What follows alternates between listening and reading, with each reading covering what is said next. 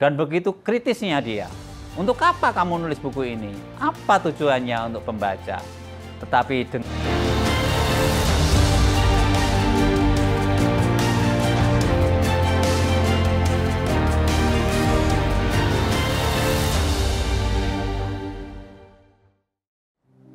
sejak kecil, saya suka membaca buku. Sehingga pada saat saya selesai kuliah, saya melamar di penerbitan terbesar di Indonesia dan diterima sebagai salesman. Karir saya terus menanjak dari kepala bidang hingga area manager dan puncaknya sejak menjadi national sales manager. Saat puncak saya menjadi national sales manager, saya dalam perjalanan menemukan beberapa hal yang berhubungan dengan perbukuan. Selagi saya masuk di perusahaan penerbit yang terbesar itu, seorang senior menyampaikan pada saya, kamu bisa menulis buku. Saya hanya tersenyum, karena saya nggak punya pengalaman tentang itu. Saat saya menjadi area manager di Jogja, seorang penulis buku yang lain, dan seorang manajer toko buku yang terbesar di Indonesia menyampaikan pada saya, kamu bisa nulis buku. Dalam waktu 3 tahun, saya harus lihat kamu sudah bisa punya buku. Saya juga hanya tersenyum, karena nggak kebayang menulis itu bagaimana. Sampai akhirnya saya pada waktu di Jakarta melihat seorang SPG itu memoret-nyoret saat dia istirahat dan dibuang di tempat sampah.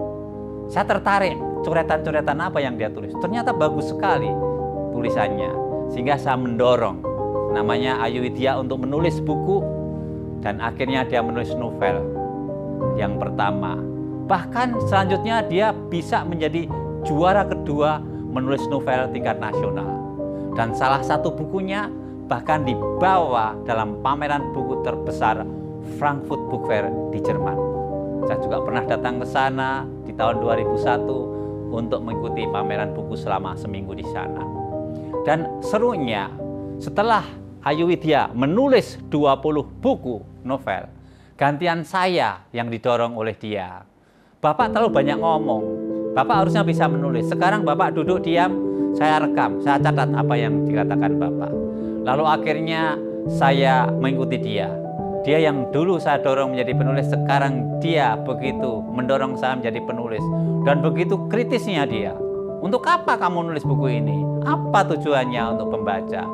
Tetapi dengan digembleng seperti itu, akhirnya saya bisa memunculkan buku pertama saya, 77 Cara Bodoh Berjualan. Ini pun juga tidak mudah, karena saat saya sampaikan pada general manager penerbit, dia bilang, buku apa pakai cara bodoh kayak begini nih? Mau bagaimana meningkatkan penjualan hingga 100 kali lipat kayak buku-buku yang lain? Bukan cara bodoh seperti itu.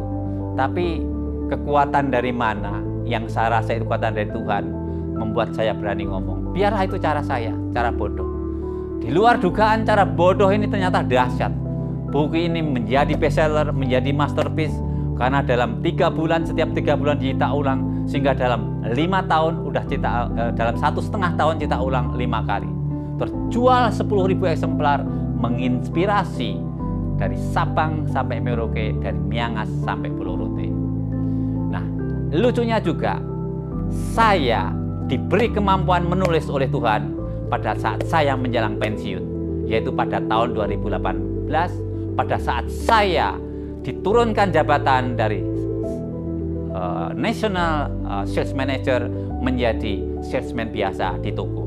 Meskipun fasilitasnya seperti manajer, tapi justru dengan penggemblengan, saya tekunin dengan rendah hati, saya tetap bisa menjadi penjual bahkan yang terbaik. Dan pengalaman itu saya tulis dalam buku ini menjadi bestseller. Lalu sequelnya, yaitu 77+ Tanya Cara Bodoh, juga menjadi bestseller juga, dijual 5.000 eksemplar, cetak ulang 2 kali hanya dalam 6 bulan. Dan berlanjut terus dengan buku saya, yaitu 77 Cara Bodoh Hidup Bahagia. Pengalaman saya mengenai Tuhan menyertai saya sehingga saya hidup bahagia. Karena sesungguhnya kekayaan dan kebahagiaan sejati itu ada di dalam syukur. Syukur pada Tuhan yang telah berikan bakat, kemampuan, talenta pada kita. Jadi saya boleh memberikan sharing pada anak-anak muda dan generasi muda. Kembangkanlah bakat talenta yang Tuhan berikan pada kita. Mungkin prosesnya agak lama seperti saya, perlu sampai hampir 30-an tahun.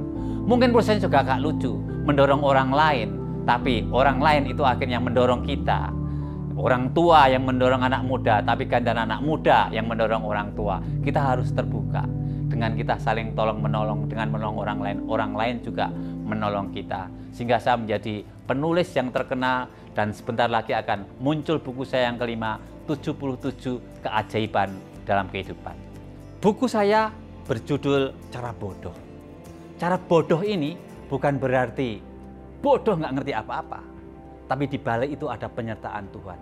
Bahwa ada kerendahan hati kita manusia yang mungkin diberi talenta hanya satu. Tapi Tuhan melipat gandakan. Seperti saya yang tadinya hanya menulis satu, akhirnya sekarang menjadi 5 buku. Mengarang itu gampang, menulis itu mudah. Marilah teman-teman, marilah kita semua kembangkan bakat talenta yang Tuhan berikan pada kita. Meskipun satu, kita juga bisa mengembangkan. Seperti saya yang tidak merasa bahkan nggak punya satu, akhirnya dari satu sekarang berkembang menjadi 5. Terima kasih, Tuhan memberkati.